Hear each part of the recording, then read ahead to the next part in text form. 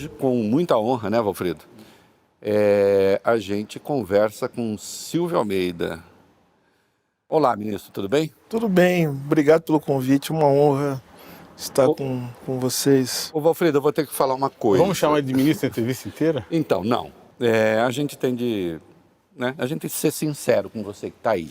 O Silvio é nosso amigo. Isso não quer dizer que nós vamos fazer com ele uma entrevista assim, Silvio, vamos levantar a bola para o Silvio cortar. Não é isso. Agora, fingir que não é nosso amigo também, né, Silvio, aí não funciona. É verdade. Porque seria falso. Então, vai ser Silvio, vai ser você. Agora, as nossas perguntas, obviamente, elas serão de interesse público, né? E, portanto, elas não são pautadas pela intimidade. A intimidade aqui vai servir para tornar as coisas ainda mais efetivas, para tornar as coisas ainda mais precisas. Só isso. Não vai ser bolinho, não, como você está pensando. Não está pensando nada? Não está pensando. Ser amigo da onça, ministro? Aqui pode. Só não pode ser amigo da onça fora daqui. Tá bom. Tá? Mas é um prazer estar com vocês, amigos queridos. Uma honra muito grande, como já disse. Nós estamos aqui fazendo essa entrevista num canal do YouTube. E você, o Ministério dos Direitos Humanos e da Cidadania, ainda hoje temos que explicar porque ser da cidadania é importante. Mas vocês criaram um grupo para debater a questão do ódio nas redes sociais. Você está querendo me censurar, Silvio Almeida? Está querendo censurar esse programa, censurar as redes, criar o Ministério da Verdade, como alguns dizem? É isso? Nós vamos criar o quê? O 1984 do PT? Explica para nós qual é o objetivo desse grupo, então, porque isso é importante. Muito pelo contrário, é justamente porque eu não quero a censura, é que esse grupo precisa ser criado. Porque a liberdade, ela depende justamente de coibir certos comportamentos, tanto do ponto de vista pessoal, individual, como do ponto de vista institucional. Acho que vale um esclarecimento aqui. Esse grupo de trabalho, que é um grupo de trabalho que visa produzir estratégias de combate ao discurso de ódio e ao extremismo, não é em relação às redes sociais únicas tão somente, porque é um grupo ligado à competência do Ministério, que é Educação e Direitos Humanos. Mas discurso de ódio não pode, Silvio? Não faz parte da liberdade de expressão? Não, discurso de ódio, o ódio é contra qualquer tipo de liberdade. O ódio é algo que bloqueia a liberdade. O ódio, ele justamente se dirige a interromper a autonomia, a interromper o livre pensamento. Então, ou seja, há uma incompatibilidade, uma contradição entre ódio e liberdade. E é justamente isso que o grupo de trabalho ele quer incidir, é sobre isso. Então, veja, é um grupo de trabalho que ele tem um escopo que vai além de pensar na questão da regulação das redes sociais. A gente não está falando disso. Isso é uma outra questão, que eu também acho que é de suma importância, tá? Porque, de fato, como já foi dito, existe sim o ódio, ele virou uma mercadoria. O ódio virou uma fonte de lucro para as empresas que regem e que administram as redes sociais. A gente sabe disso. O ódio engaja, né? E, portanto, o que a gente quer fazer é pensar em termos culturais e educacionais quais são as estratégias que nós podemos criar para fazer com que o discurso de ódio ele possa ser dissipado. E mais do que isso, como a gente pode criar também formas institucionais e democráticas, isso é fundamental, para que o extremismo e o ódio eles não se alastrem na sociedade. E veja só, existem algumas alternativas muito importantes, é isso que o grupo vai fazer. Nós queremos recolher também algumas experiências internacionais que me parecem experiências muito interessantes e que podem ser aplicadas ao Brasil, como por exemplo na Finlândia, né? Ou seja, você tem hoje na Finlândia como parte do currículo escolar aulas sobre como identificar fake news. Aliás, isso é importante. Isso é importante. Desculpa te interromper aí, mas só para a gente. Esse grupo, acho que é importante deixar claro, esse grupo pode fazer sugestões. Sim. Ele não vai interferir de nenhuma maneira no funcionamento das redes. E não, isso não Qual é o existe. desiderato, qual é o objetivo? Quando esse grupo concluir o seu trabalho, esse grupo terá concluído o quê? Exatamente. Esse grupo, a entrega, você falando do produto, a entrega do grupo é um relatório que vai propor uma série de políticas públicas ou de orientações. Inclusive projetos de lei. Projetos de lei, enfim, é por isso que participam também outros ministérios. O Ministério da SECOM participa, Secretaria de Comunicação Social do Governo, o Ministério da Educação participa, o Ministério da Justiça e Segurança Pública, a Advocacia Geral da União, ou seja, a gente chamou todos os atores, né, institucionais e também alguns especialistas, e outros serão convidados também, tá? Isso é importante dizer também, porque as pessoas dizem, puxa, por que não chamou um ou outro? Porque, na verdade, outras pessoas serão convidadas para falar como especialistas.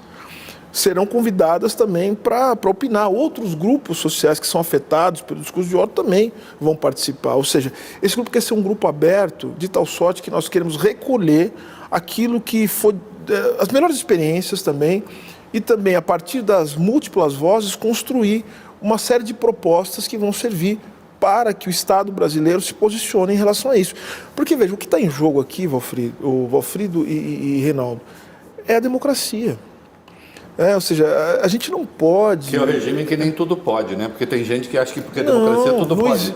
Eu costumo dizer, a tirania tudo pode, a democracia não. Para o tirano, né? Agora, a democracia nem tudo pode. Pois é, tirania e ódio combinam muito bem.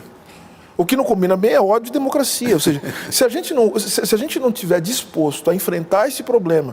Veja, e aqui eu quero ser muito enfático e muito verdadeiro com a sociedade brasileira, porque eu estou no papel de ministro de Estado, então eu preciso ser muito transparente.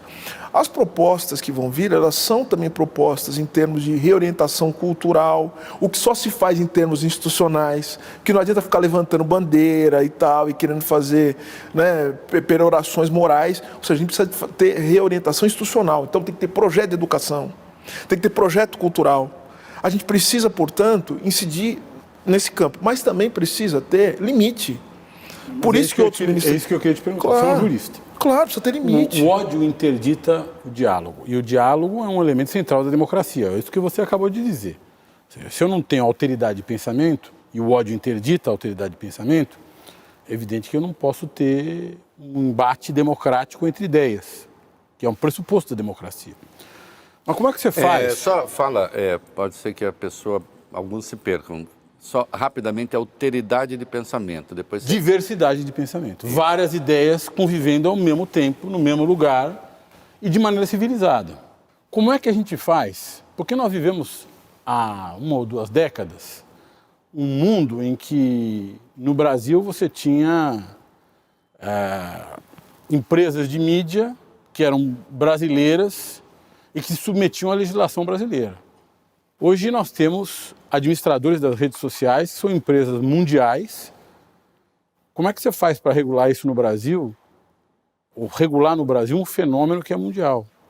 O ódio, ou a divulgação e propagação do ódio nas redes sociais é um fenômeno mundial que interessa a empresas transnacionais, que não submetem apenas ao direito brasileiro. Então, Compliquei? Não. Eu acho que o seu debate é fundamental e nos leva a pensar numa outra dimensão também da política nacional e da política de direitos humanos de uma maneira geral.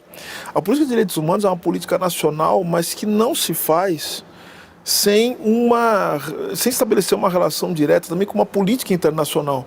Não tem como a gente pensar nas coisas do país sem pensar também no ambiente, nas contingências do cenário internacional.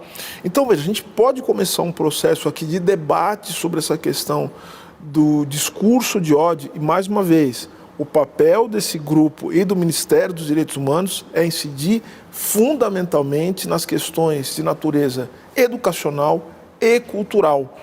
O que não nos impede de fazer sugestões em termos regulatórios. E as sugestões em termos regulatórios se dão em termos do direito interno, mas também incidindo, e também faz parte também do Ministério dos Direitos Humanos, essa incidência internacional, na confecção de debates e tratados internacionais sobre o tema. Você fez um discurso na ONU, na Comissão de Direitos Humanos da ONU, recentemente, há alguns dias. Você tratou desse assunto também? O que você falou lá? Falei sobre a necessidade de que nós fortaleçamos os aspectos institucionais que garantem a democracia no mundo todo. Estamos vivendo uma grande crise. Essa crise, se a gente pudesse resumir, ela se dá em 2 pontos centrais. Eu acho que é uma crise, primeiro, é uma crise do que a gente pode chamar de regime de acumulação.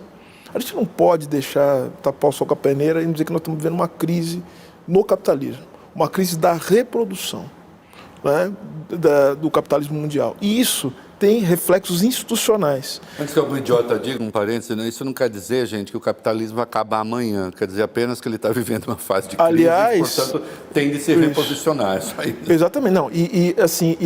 O capitalismo acabar amanhã não quer dizer que o socialismo irá brotar no dia seguinte.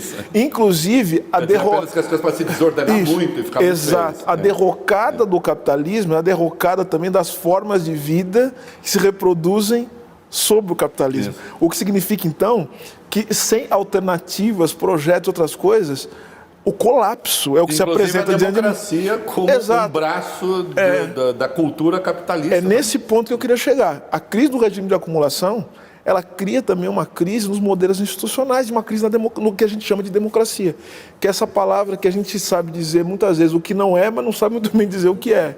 Né? Então, ou seja, uma crise. E o outro ponto também que eu acho que é uma crise, que está relacionado também à crise da reprodução, das condições de sociabilidade, né, que a gente chama de modo de produção, enfim, é também a questão da igualdade, né, ou da desigualdade no mundo. Então você tem, de um lado, como é que a gente lida com a desigualdade? E como é que a gente lida com a democracia?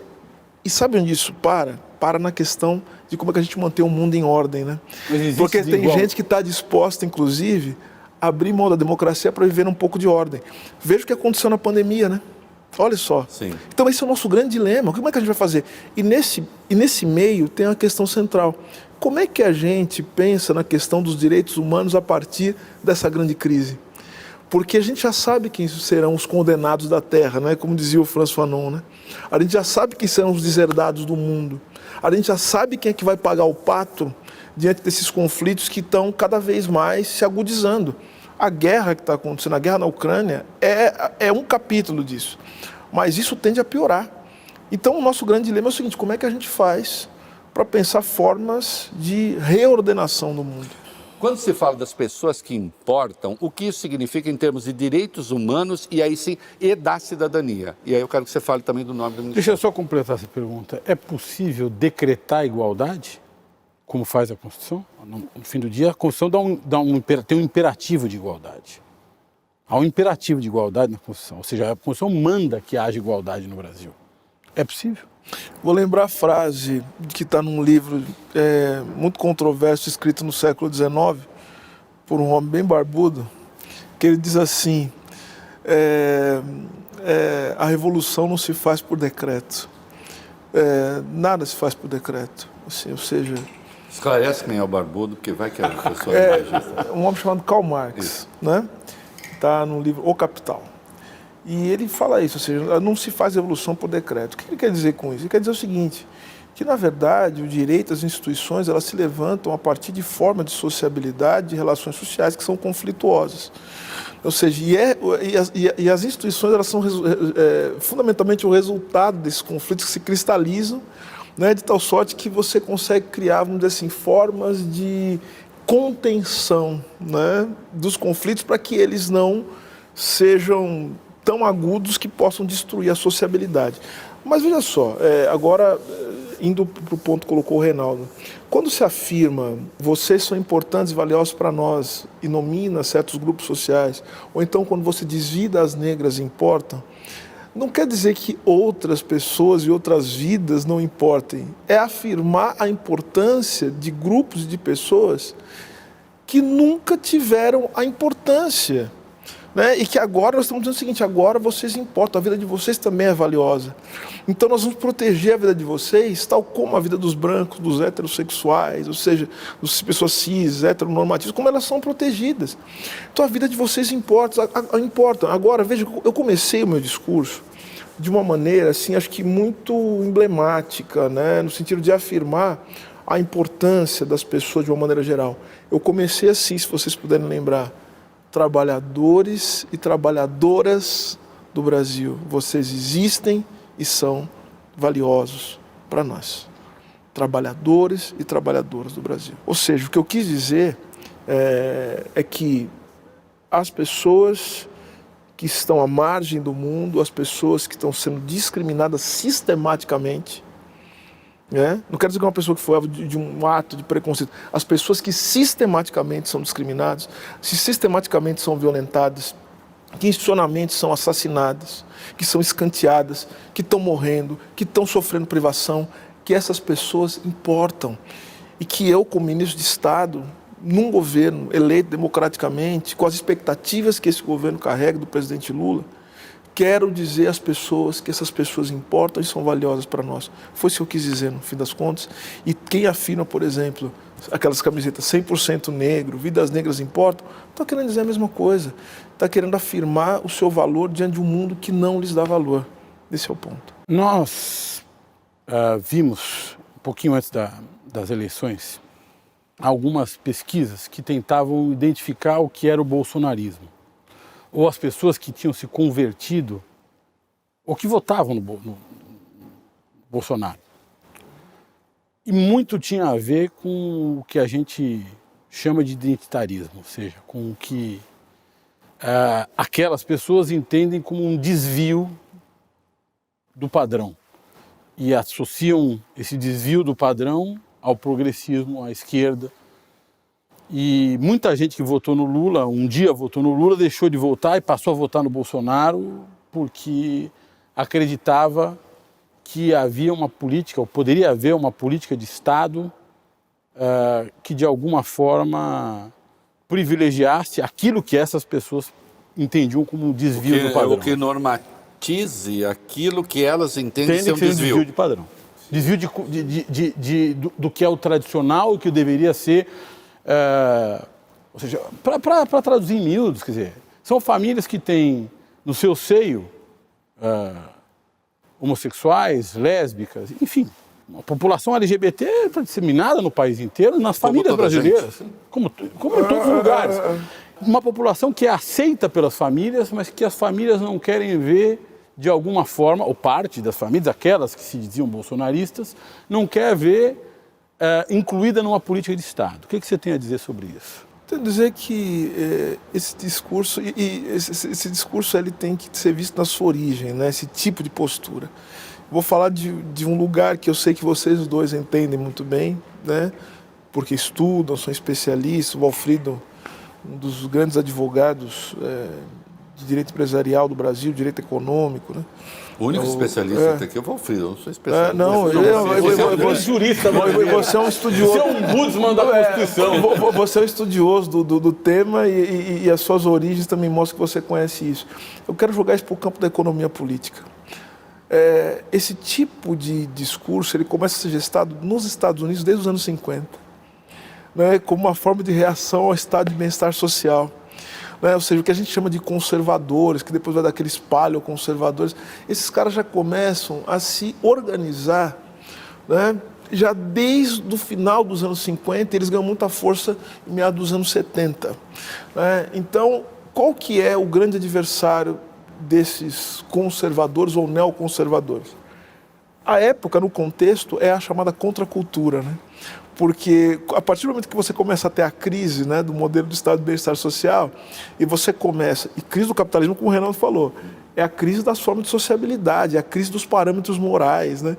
Então é uma crise de consenso, ou seja, não existem instâncias em que é possível produzir consenso. Então a violência ela se impõe como gramática. Então o que eles estão dizendo, sabe o que está acontecendo isso? Essa miséria, pobreza, desemprego? É porque está havendo um avanço dessas pessoas que não tem qualquer tipo de freio moral. São os hippies, é o movimento negro, é o movimento LGBTQIA+, né? A época que não tinha essa nomenclatura, é o movimento feminista. Então, ou seja, você reduz o problema da economia política ao problema do comportamental de certos grupos sociais.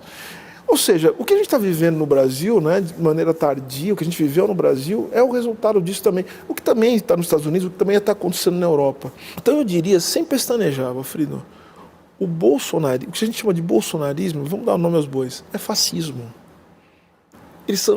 O bolsonarismo é a versão brasileira, nas condições brasileiras, do fascismo.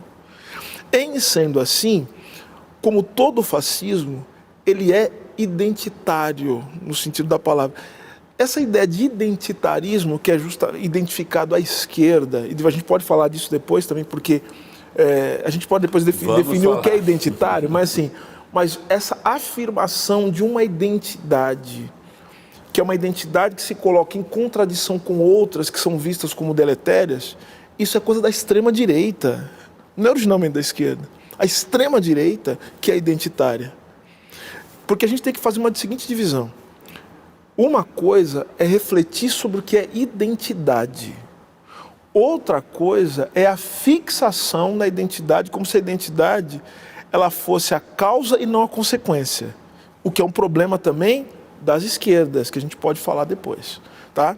Mas agora é o seguinte, o bolsonarismo se fixa na ideia de uma identidade que é curioso, né? Uma identidade nacional, e como todo nacional também é uma invenção do que é um nacional, para justamente se contrapor a tudo aquilo que parece entrar em contradição com uma forma de vida. É a primeira experiência que a gente tem, eu tenho dito, de uma direita internacionalista. Sem dúvida. Apesar de toda a sua jequice em muitos aspectos, e com todo respeito ao Jeca, mas no sentido do atraso, do primitivismo, apesar desse discurso, esse discurso do bolsonarismo hoje ele é um discurso internacional, isto é, em cada país ele é extremamente localista, antiglobalista e ele mesmo é um fenômeno global. Perfeito. Né?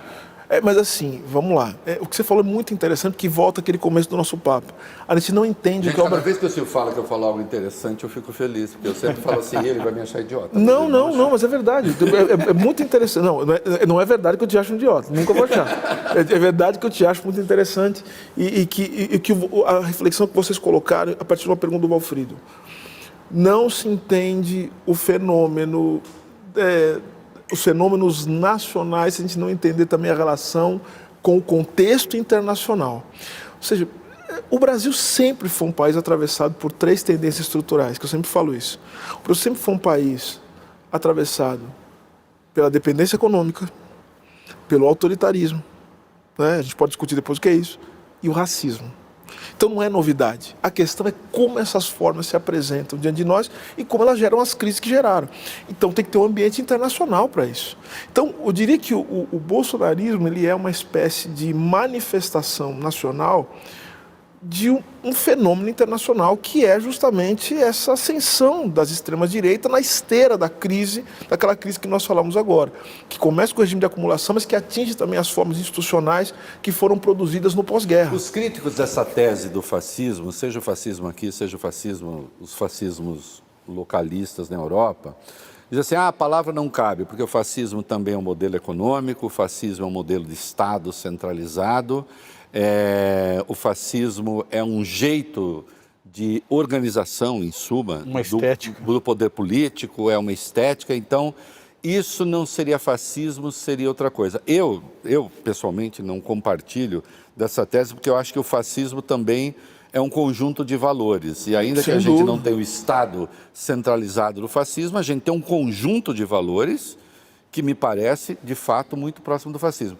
Eu não quero que você comente a minha tese, mas gostaria de saber como você responde a essa crítica de que assim, não pode ser fascismo porque nós não temos uma economia fascista, não temos um Estado fascista, então fascista não é. Né? Eu respondo pedindo às pessoas que consultem os livros de história. Primeiro, para olhar que o fascismo não começa como um projeto de Estado. Ele começa como um movimento social, ou no substrato social, que tem algumas características, por exemplo, as milícias, né? As milícias, ou seja, essa retórica de ódio contra as esquerdas, contra sindicatos, né? Ou seja, se você for ver o que foi a ascensão do fascismo na Itália, né? A gente começa a perceber, outra coisa, né? Precisa ter a conivência de certos setores da imprensa, isso é fundamental. O conivência, sim, ou o apoio direto, ou então o silêncio.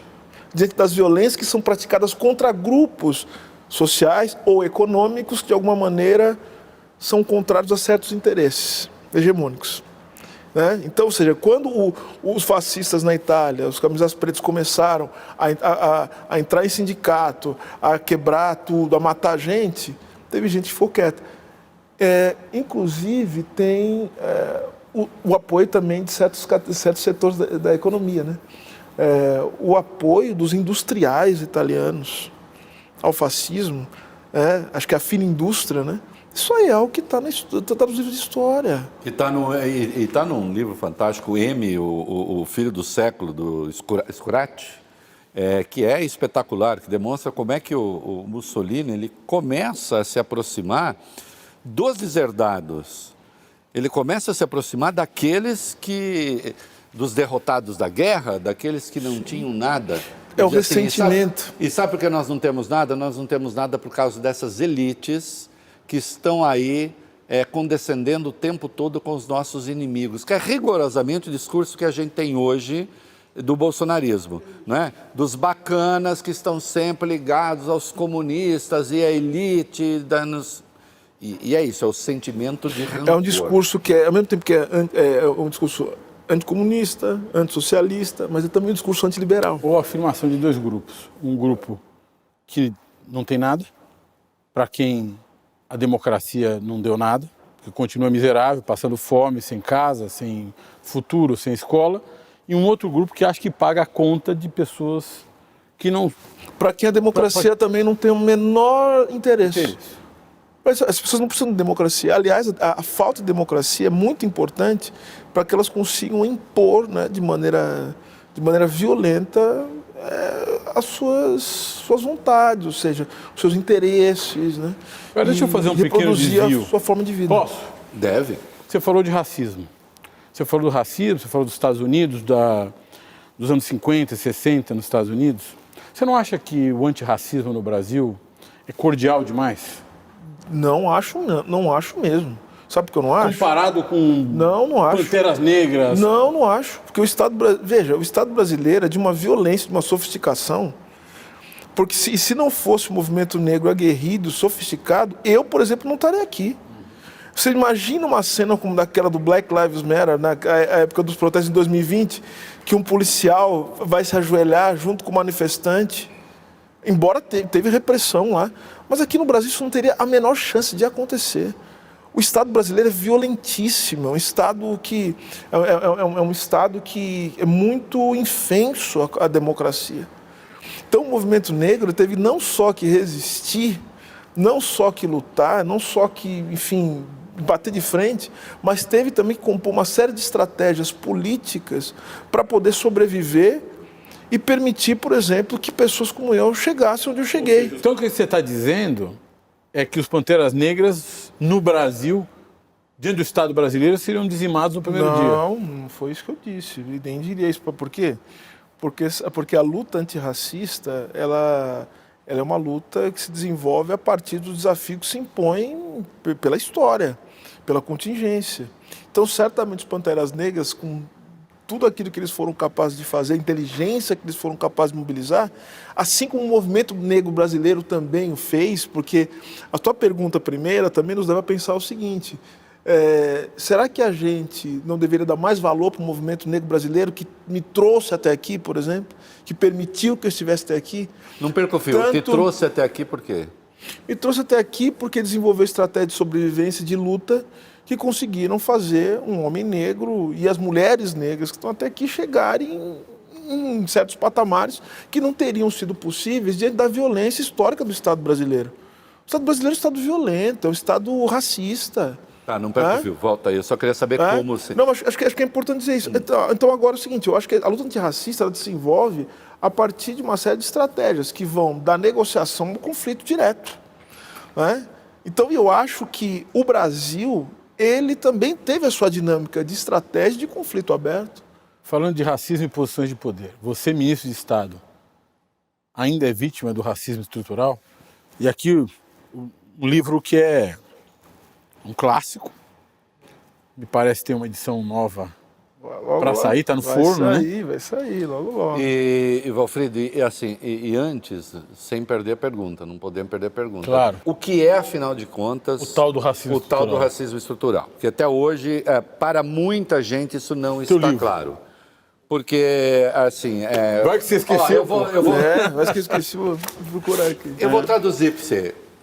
Alguém já disse perto de você que não é racista porque tem amigo preto, Namorou uma moça negra. uma moça negra, Ou um que tem rapaz negro que negro. trabalha em casa, que tem amigo, tem até amigo negro. E aí ele diz assim, e isso comprova que eu não sou racista. Ele pode não ser um racista, mas o que é o racismo, e o racismo estrutural existe independentemente dele, a questão não é subjetiva, no sentido da vontade do cara. Ela está na nossa formação, ela está presente entre nós. O que é o racismo estrutural primeiro, depois... Qual foi a sua pergunta mesmo? A minha pergunta é se ele, depois de ministro de Estado, porque é uma pergunta que tem uma sacanagem por trás, Claro. que é a seguinte, o racismo acaba quando você atinge uma posição de poder? Claro. Esse é o ponto. Claro que não. Quando você se tornou ministro de Estado, você deixou de ser vítima de racismo estrutural? Claro que não. Agora, sim, falar de racismo estrutural nos leva a sofisticar o termo até com que a gente se refere aos casos de racismo.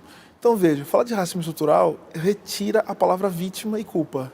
Não é isso que está em questão aqui. Quando a gente fala de racismo estrutural, a gente está falando de posições. De uma situação social. De situações. Vamos pegar... Eu sempre gosto de explicar assim, quando eu dou aula sobre o que é o racismo na sua dimensão estrutural. Primeira coisa que eu falo. Vamos começar pelo que o racismo estrutural não é. O racismo estrutural não é um tipo específico de racismo. Ponto. O racismo estrutural, esse termo, esse conceito, é uma forma de olhar a questão do racismo com mais sofisticação. O que eu quero dizer com isso? É tentar enxergar o racismo para além da vontade, para além de casos individuais e para além de um movimento institucional. É tentar enxergar o racismo na sua dimensão relacional, como relação social. Portanto, é muito mais complexo. Então, vamos pegar... Eu gosto de usar a seguinte imagem. Imagina o seguinte. Quando você vê uma violência, um homem negro sendo agredido por 3 policiais brancos. Vamos pegar os brancos. Ele fez alguma coisa de errado. Percebe, então? Mas por que você sabe que é racismo aquilo? Por que você fala assim, puxa, isso aqui é racismo? Por que você identifica aquilo como racismo? Você percebe, então, que antes daquela cena acontecer, tinha um cenário. Nessa altura, quem está nos assistindo, eu não posso perder o gancho, não perca. O jovem negro que foi morto por 5 policiais negros nos Estados Unidos. Onde é que está o racismo estrutural? Pois aí? agora, não, veja só, vamos pegar essa cena. Por que você fala assim, isso aqui... Por que alguém vira e fala assim, isso aqui é racismo? Ser os policiais brancos ou negros? Porque existe um cenário. E qual que é o cenário que está colocado? O cenário que está colocado é que jovens negros são sistematicamente violentados pelo Estado. Né? Seja aqui, ou seja nos Estados Unidos, seja em outros lugares. Então vejam que a gente... E mesmo aqueles negros que estão lá como policiais são agentes de um Estado que tem um conjunto... Pois é, por isso que a palavra vítima não faz muito sentido. Por quê? Porque o racismo como relação social... Vitimiza a sociedade como um todo. Faz com que negros e brancos se mobilizem a partir da questão racial. Mesmo uma pessoa negra pode ser que olhe para outra pessoa negra também de maneira a enxergar naquela pessoa algo diferente do que enxerga no branco. Os negros também são atravessados pela forma com que o racismo estrutura a sociedade. Eu, apesar dessa cara de coxinha, né, eu tive uma infância muito pobre e tal, e eu conheço o olhar que existe contra pobre. As elites, elas parecem ter um faro, né? Elas sentem. Né?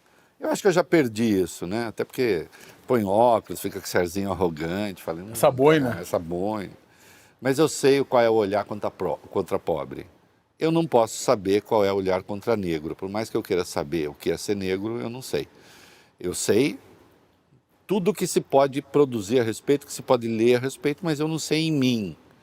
E não sei em mim o que é ser preto pobre, ser moleque preto pobre e aspirando a ganhar o mundo. Eu quero saber um pouco dessa sua experiência.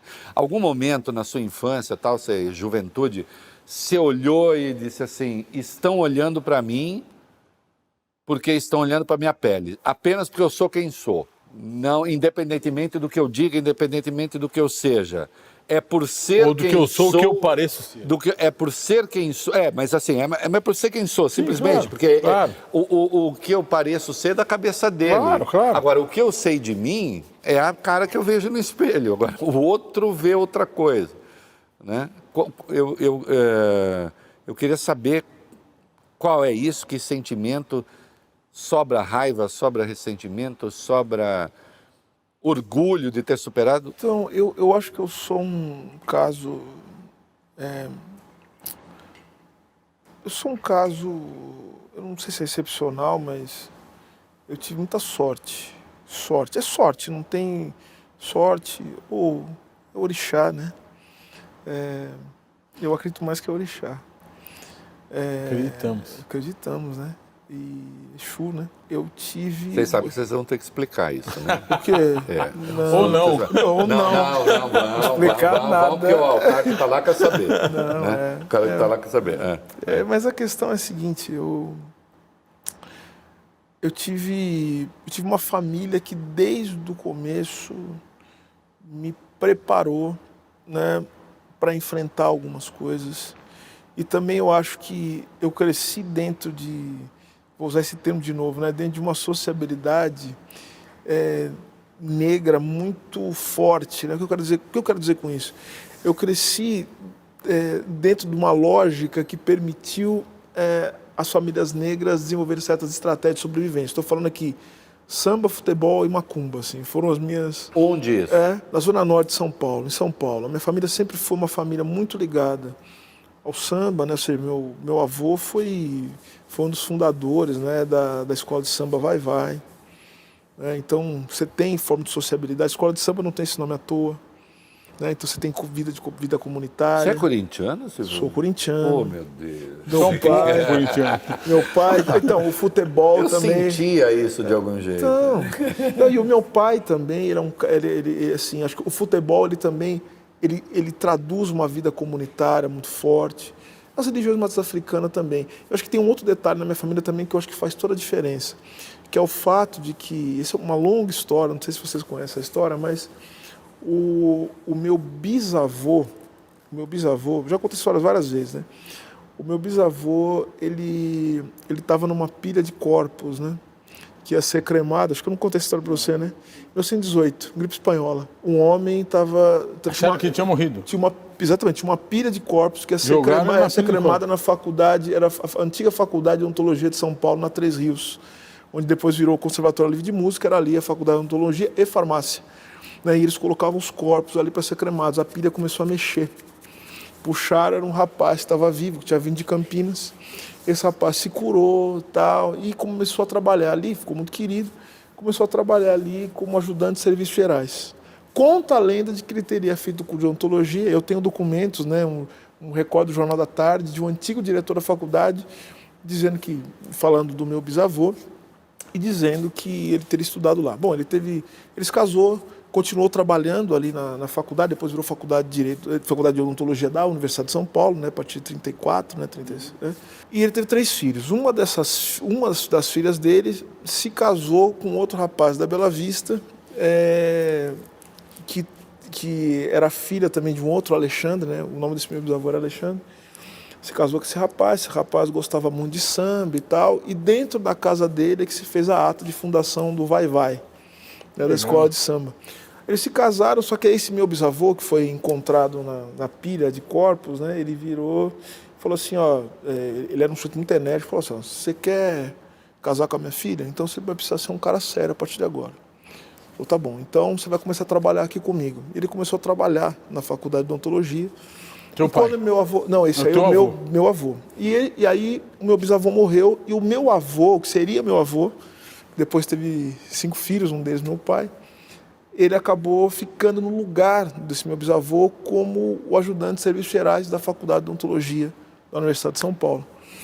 Ou seja, a minha família é uma família que foi criada dentro da universidade. Muito bom. Percebe? Sendo que todas as minhas tias, o meu pai jogou futebol, mas todas as minhas tias fizeram curso superior, né? E uma delas estudou no Lago São Francisco. Ela estudou no Lago São Francisco nos anos 60. Então, ou seja... Sem política de cotas. Sem política de Contra cotas. tudo e contra todos. Sem política de cotas. Você é a O que favor da é uma política de- pena. Você é a favor Porque da política de cotas? eu queria que tivesse... Eu sou muito a favor. Eu queria que tivesse tido no meu tempo. Porque daí eu teria mais colegas negros, teriam mais outros negros estudando O cara que está comigo. acompanhando a gente agora e que Eu sou eventualmente é contra a política de cotas, vai Aí, dizer Renato, que você... Renato, posso te dar uma explicação sobre política de Pode. cotas? Que eu acho que é importante falar sobre isso. Não, é que você não se formou pela política de cotas. Não, é uma pena. Eu gostaria que tivesse no meu tempo. Se tivesse política de cotas no Sabe, meu tempo, eu me formei no falei. Lago São Francisco. Sabe quantos negros tinha na minha sala? 0. 0. Imaginei. Isso é normal? Claro que não. Não é normal. Sabe quantos negros tem nos restaurantes em que a gente Não janta? é que eu me formei no século normal. retrasado. Eu me formei só no século passado, 1995. Sim. Tinha 0. Você sabe, Só para esclarecer, Silvio, eu já bati muito na política de cotas e hoje eu sou favorável à política de cotas. eu lembro, eu te odiava essa época. É, eu sei. A gente já se odiou, hoje a gente se ama muito. Mas verdade. assim, eu era... E isso é a beleza da vida. Mas... A beleza da vida é a mudar de Eu opinião. estava errado, mas pelo menos os meus argumentos... Dessa vez você tá, outras vezes nem tanto. Não, mas assim, Até que eu defendia bem. o que nos aproximou é justamente a sua... Esse é o problema, a que sua você defendia bem. Mas vem cá, o cara que está acompanhando aí, fala assim, o Silvio é brilhante, o Silvio dá aula nos Estados Unidos, o Silvio... E não teve política de cotas. E, portanto, ele passou por Ele não- esse processo ou seja, todo de teste. ninguém precisa disso. E na base da meritocracia, como qualquer outro, você conseguiu. O que é que você responde para ele? Primeiro que eu não posso ser a medida do mundo, né? Primeira coisa, né? Eu não posso ser a medida do mundo. Às vezes eu lamento tanto que eu não possa ser, mas fazer o quê? Mas eu não posso Eu nem entendo quero. de beleza, não de intelecto. Eu nem quero ser. O que você responde para o Agora eu cara? respondo o seguinte: o que é a política de cotas raciais? Acho que é importantíssimo dizer isso. Eu acho que esse é um dos problemas do debate público que começou a acontecer no Brasil a partir dos anos 2000, que fez muita gente inteligente e até gente legal não entender muito bem o que estava acontecendo na época e depois até mudou de posição, porque você não foi o A único que mudou pessoa de posição. legal que não entendia era eu. Não, tem outras pessoas legais também que são muito minhas amigas e não entendiam. Porque era o seguinte, primeiro acho que é uma incompreensão sobre Naquela época você não era tão legal. Não, acho que tem uma incompreensão também de como do papel da questão racial para a história do Brasil, porque veja, esse até é o objeto de um próximo livro que eu quero escrever, né? Parece que eu já comecei a escrever, que é o seguinte: todo mundo que pensou o Brasil, todos os grandes pensadores do Brasil, todos, desde a independência, eles tinham 2 temas que para eles eram fundamentais. Qual é o primeiro tema? Assim, que é qual é o modelo institucional que dá conta da singularidade do Brasil? E a segunda pergunta, que está ligada a essa, é a seguinte: o que é ser brasileiro? E aí essa pergunta, ela envolve o quê? Raça. Porque envolve pensar o que é nacionalidade. Todo mundo, você pega o José Bonifácio, até, enfim, pega os pensadores do século XX, Guerreiro Ramos, Florestan, Caio para todo mundo, Gilberto Freire, não preciso nem dizer, estão pensando a questão racial. A direita, o Oliveira pensamento Viana, econômico Viana. brasileiro está pensando a questão racial. Ou seja, então tem uma incompreensão do papel da questão racial para entender a formação social brasileira. Aí a segunda questão: o que é a política de ação afirmativa? Primeiro que não é política de cota, política de ação afirmativa. Política de ação afirmativa é política de promoção da igualdade. Cota é só uma técnica dentre várias possíveis para promover a igualdade. E como é que você escolhe a técnica? É a mesma coisa que você escolher na hora de apertar um parafuso. Você escolhe a chave de fenda, a chave de roda. Ou chave de fenda, a chave Phillips. Depende do quê? É uma escolha ideológica? Não, é uma escolha técnica. Ou seja, o que é melhor para apertar o parafuso? É eficiência. O que dá mais resultado? É uma chave e não a outra. Política de cotas é isso. A política de cotas ela foi escolhida. Cota o que é? Reserva de vaga para grupos socialmente discriminados. Porque é aquela que produz o resultado mais eficiente na hora de pensar a política de inclusão. Então eu nunca pergunto para a pessoa se ela é a favor da política de cotas. Sabe o que eu pergunto para a pessoa? Se ela é a favor ou contra a igualdade. Essa é a pergunta que tem que fazer. Porque pode ser que seja. Porque se a pessoa falar que é contra a igualdade racial, aí nós podemos ter um embate de outro nível. Porque se ficar discutindo cota, a gente não chega a lugar nenhum. Você é o grande especialista em Suprema Corte no Brasil. Metade da população brasileira acha que a Suprema Corte errou de deixar o presidente Lula preso 580 dias. 580 e tantos dias. Quase 600. 580. Outra parte da população brasileira acha que a Suprema Corte errou de soltar o presidente Lula. E quem está no meio disso tudo acha um absurdo, porque ora prende, ora solta. O que está acontecendo no Brasil?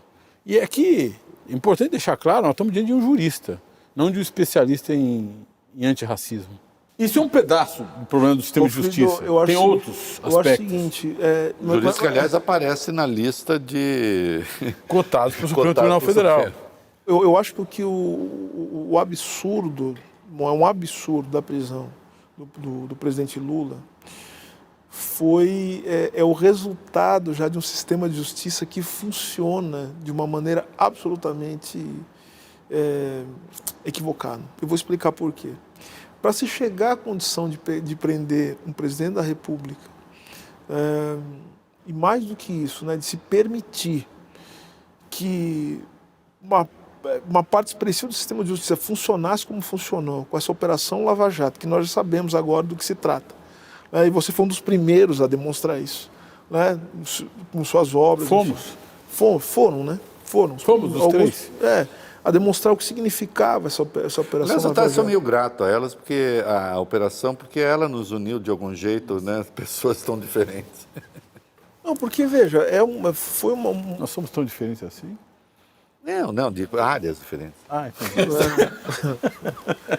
Não, mas de fato, se você vê a fragilidade, quando você vê certos grupos dentro da burocracia estatal, né, que conseguem fazer o que fizeram, sim, acho que primeiro que eles não teriam conseguido fazer isso se já não houvesse uma profunda fragilidade da forma de funcionamento do sistema de justiça brasileiro. Né? Se permitir um juiz, né, um juiz de piso, né, como se diz, fazer o que fez, demolir as instituições democráticas brasileiras. Juiz de primeira instância, no caso, está falando, né? Ele pisa, o juiz que está no primeiro grau. É um juiz de piso. No térreo. Você vê que de alguma maneira, né, e você vê que de alguma maneira o Supremo Tribunal Federal, de alguma forma, tenha ficado, por conta de uma série de pressões, né, vamos dizer, tolhido, né, ou de alguma maneira limitado para conter as ações dessa parte da burocracia estatal, que não tem nenhum compromisso com a democracia, demonstrou que não tinha, é porque você tem um funcionamento do sistema de justiça. Agora, vamos pensar, veja como a gente liga os assuntos, né? A gente não está falando da questão racial, não está falando de pobreza, de minoria, mas eu quero dizer o seguinte, você só consegue fazer isso com um presidente da República, né? Com a força que tem o presidente Lula manter ele 580 dias preso, se você já testou isso, num monte de gente pobre, preta, né? E que não tem a menor condição de se defender. Você precisa criar um sistema que torne isso possível. Então, se isso aconteceu com o presidente da República, você imagina o que acontece com as pessoas que não têm a condição de se defender. Eu acho isso espetacular, é fundamental. Isso é fundamental a gente pensar nisso. Isso é fundamental. A gente pensar nisso. Ou seja, nós temos um sistema que funciona contra a população brasileira, contra o que for pobre, ou seja, que é capaz de funcionar contra qualquer um de nós, dessa maneira. Então, assim, é um país que permite, nas delegacias, permite a tortura, que permite... Veja, isso aí só permite esse tipo de prisão, tortura, de violência. Quase 800 mil presos e 40% estarem lá sem trânsito em julgado. Então, eu quero dizer para vocês uma missão que o presidente Lula me deu. Quero contar para vocês aqui. Para todo mundo. Contar para todo mundo. O presidente Lula chegou para mim muito preocupado, e eu vou cumprir a missão que ele me deu, vou fazer o que for possível para fazer, o necessário, mais do que possível. Ele chegou para mim, pegou no meu braço, me chamou para uma sala e falou assim, Silvio, eu acho que a gente precisa fazer alguma coisa a respeito das pessoas que, palavras dele, tá? que estão presas e não mais deveriam estar. Me apresente, portanto, um programa, um projeto, para que a gente consiga fazer alguma coisa, um mutirão, para tirar das prisões brasileiras... 700 mil pessoas. 700 mil pessoas estão presas hoje no Brasil, 400 mil em prisões cautelares. Ou seja, em decisões que determinaram o encarceramento dessas pessoas sem trânsito julgado, sem que elas terminassem de se defender. Por isso.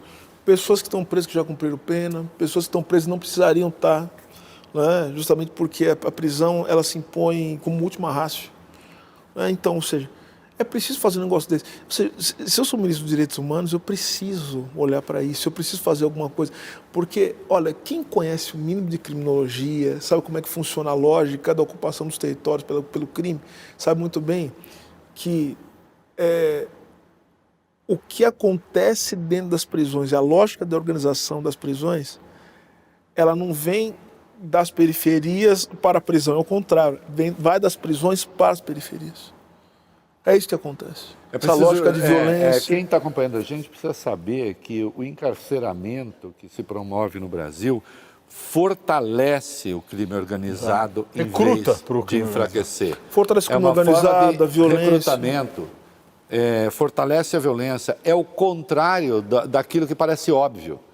Né? O que parece óbvio é vamos tirar os bandidos. Não, a hora que você encarcera em massa, você está fortalecendo os partidos. E frivolamente, vamos lá. Porque o filho da classe média, que é pego com uma ponta de maconha, vai para casa. E o filho da periferia, o filho do pobre, o negro e pobre, vai para a cadeia.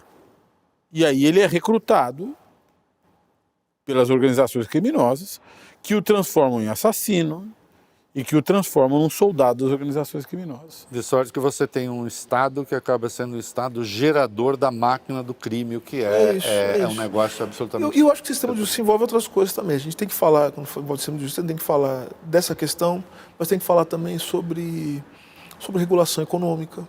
Acho que são várias coisas que a gente tem que falar sobre quando fala de sistema de justiça.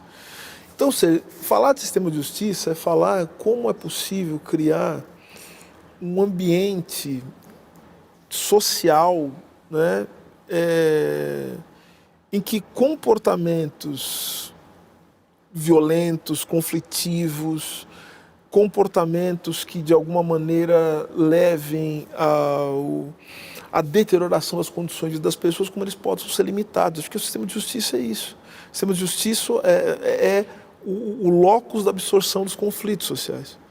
Só que a gente está fazendo o contrário. O sistema de justiça brasileiro está funcionando como um potencializador dos conflitos sociais. E a gente viu mais uma vez o que aconteceu com o caso da Lava Jato.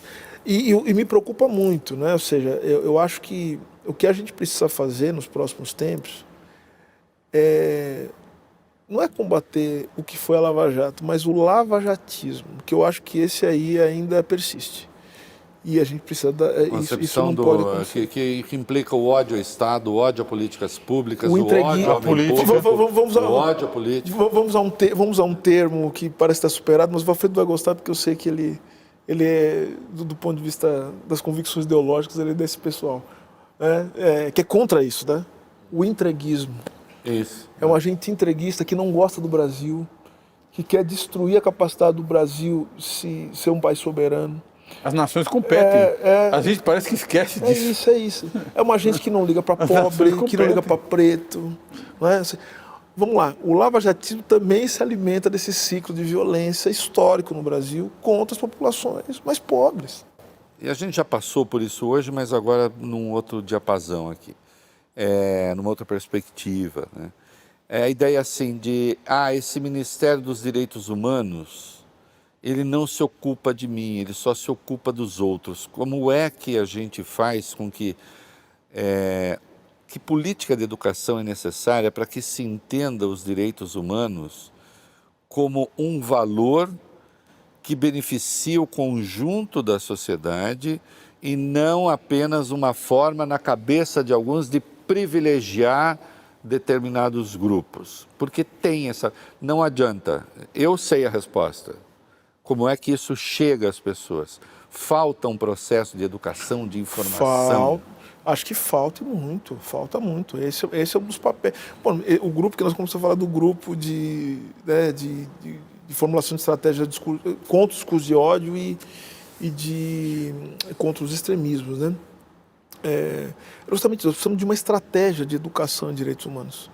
E que não envolve só o Ministério dos Direitos Humanos, tá? Por isso que tem que estar o Ministério da Educação junto nisso, o Ministério da Cultura. Ou seja, a estratégia educacional é uma estratégia comunicacional também. Eu acho que os meios de comunicação têm um papel fundamental.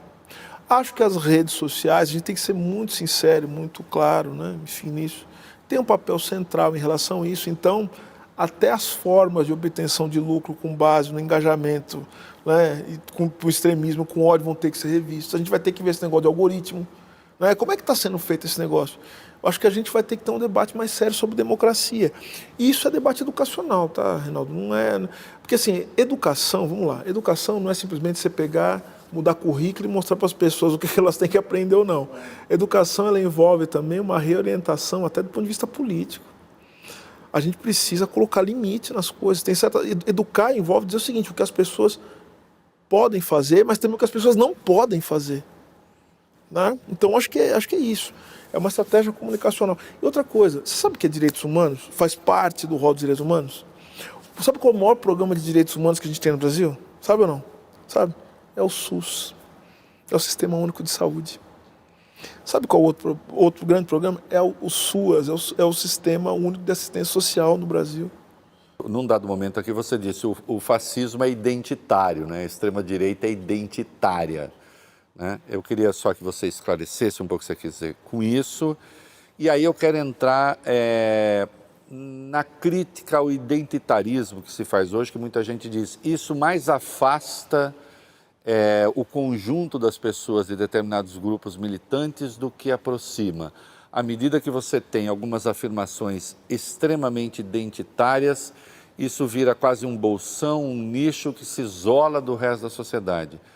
Eu queria que você comentasse essa questão, essa crítica que se faz ao identitarismo e que diferença há entre o identitarismo fascista, fascistoide e o identitarismo de resistência, né? Que resiste à violência. Porque eles não são a mesma coisa. Não.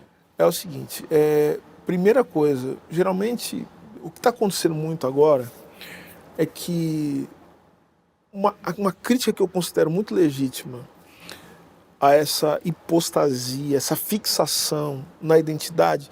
E por que fixação? Porque as pessoas reduzem o fenômeno político e a política à afirmação da identidade. Isso é uma armadilha, né? Por que uma armadilha? Porque você acaba querendo ser uma versão melhorada de si mesmo, né? E tem até um autor chamado Anselm Yap, que ele fala o seguinte, olha, se a gente ficar nessa coisa da identidade, sem fazer a crítica, né, que é uma crítica mais ampla, uma crítica apolítica, uma crítica do sistema, né, a gente vai acabar pedindo, muitas vezes, para apanhar de um policial que seja da mesma identidade que a gente. E aí é nisso que termina, né? Ou seja, é aquela figura, né, é um avião, né, bombardeiro, assim, pintado com as cores do arco-íris, né? Você percebe? Então a gente cai nessa armadilha, essa armadilha da identidade. Quais são as armadilhas? São duas. Primeira é a fixação da identidade. Qual que é a segunda armadilha, que é tão perigosa quanto? É não levar a identidade em consideração, porque a identidade é um dado concreto. É a forma com que as pessoas se colocam no mundo. Então, veja, classe trabalhadora, assim, não é uma coisa abstrata, é uma coisa que faz sentido e que tem uma identidade dentro das condições em que ela é forjada. A classe trabalhadora brasileira, na sua concretude, não é a mesma coisa que a classe trabalhadora nos Estados Unidos. Usar um termo que o Reinaldo você conhece bem. É outra formação histórico-social. Não é outra coisa. Tem as formas sociais e as formações histórico-sociais que dão a identidade nacional. Então, acho que esse é o ponto. Agora, você tem um identitarismo, vamos pegar o identitarismo que é o da extrema-direita, que é da fixação da identidade, para justamente disseminar o ódio, a destruição do diferente. Você tem um identitarismo que vai dar naquilo que a Nancy Fraser chama de neoliberalismo de esquerda, né? Que é justamente isso, ou seja, você fica falando das singularidades dos grupos sociais, mas sem mostrar a condição de fundo que leva esses grupos justamente a sua condição de precariedade ou de vulnerabilidade. Eu posso, por exemplo, como Que é o homem... desprezo, por exemplo, à questão econômica, por exemplo, objetiva. Porque, veja, não existe antirracismo. Eu vou repetir isso, eu sei... Toda vez que eu falo isso vai dar problema, tá? Mas eu também não me importo. Por favor, diga coisas que... Não, eu já falei isso uma vez, você já me ouviu falar, você também já ouviu falar. Não existe antirracismo compatível com aquilo que se pratica no Brasil hoje, em outros lugares, se chama de política de austeridade. Não tem. Não tem antirracismo com isso. Entendeu? Não é compatível. Não é compatível antirracismo com destruição do Sistema Único de Saúde. Então, quem é antirracista, não basta só afirmar que as coisas da sua cultura, ou então da sua forma de existência, que é muito importante. Eu sou um homem negro, eu sou um homem do candomblé, eu tenho muito orgulho disso tudo. Só que eu posso ser isso tudo, só que isso tudo não tem como se sustentar materialmente se eu não lutar por uma sociedade em que as pessoas tenham as condições materiais de existir decente, tenham trabalho decente, emprego decente. Se não tiver o Sistema Único de Saúde, uma das maiores políticas antirracistas do Brasil é o Sistema Único de Saúde, meu cara. Se destruir o Sistema Único de Saúde, você vai ver quanto preto vai morrer, quanto mulher vai morrer, quanto pessoa LGBTQIA+ vai morrer. Você tem as políticas específicas na sua singularidade, só que essas políticas elas têm que ser acompanhadas também de um olhar sobre a universalidade da política. Senão não adianta. É isso. Agora, você falou, eu não acho que é um identitarismo de resistência, eu acho que há políticas de identidade, porque o que tem se feito hoje? Eles capturam essa ideia de identitarismo para ser racista. Tem um monte de gente assim, tá? Inclusive no YouTube. Né? Os críticos do identitarismo. Quem que são os críticos do identitarismo? São os caras que viram e falam assim, fulano de tal é identitário, o Silvio Almeida é identitário. Por que essa pessoa está dizendo que eu sou identitário? Sabe por que ela está dizendo isso, Reinaldo? Sabe por que ela está dizendo porque isso? ela tem uma identidade diferente da sua. Não, porque eu sou preto. É isso. Na cabeça dela é diferente de você. Eu estou falando com você de sistema de justiça. Eu escrevi um livro só sobre racismo na vida. É o único livro que eu tenho. Os outros livros eu escrevi um livro sobre Lukács, eu escrevi um livro sobre Sartre, eu escrevi sobre metodologia do direito. Eu escrevi um livro sobre racismo. Mas por que eu estudo a questão racial? Porque eu acho que a questão racial é uma questão analítica, fundamental para entender a maneira com que se organiza a sociedade contemporânea. Então a gente não entende nada do que funciona. Você percebe? A economia. Agora, o sujeito fala assim, o Silvio é identitário, sabe por que ele fala isso? Porque ele é racista. Eu não tenho a menor dúvida de dizer isso. Não tenho o menor problema de dizer isso. Porque tudo que sai da boca de um negro, né, para a pessoa soa como o quê? Soa como se tudo que o negro falasse fosse para falar da sua própria condição. Como se a sua leitura de Sartre fosse um negro lendo Sartre. Não, você está lendo Sartre, você é negro. É pior que isso. O identitarismo de resistência, que você fala, são as políticas, são as formas de afirmação de identidade para resistir contra ataques, né, a um país, a um povo, a uma identidade nacional. A luta anti-imperialista é uma luta que se deu na afirmação da identidade de um povo. A questão nacional. Tem os textos do Lenin, de 1905, falando sobre isso, sobre a questão nacional, como ela é importante, porque o cara já entendeu. Ele falou assim, ó, as pessoas não vão se mobilizar se eu não falar de coisas que estão do lado delas. Sim. Ninguém vai se mobilizar pelo universal e pelo internacional sem entender que a sua condição singular ou particular se refere ao universal. Ninguém vai fazer isso. Axé. Foi bom para você, meu bem? Foi bom, meu bem. Foi bom. Dá a mão aqui, ó. Obrigado, gente. Boa. Valeu. Viva. Obrigado. Até o próximo Reconversa.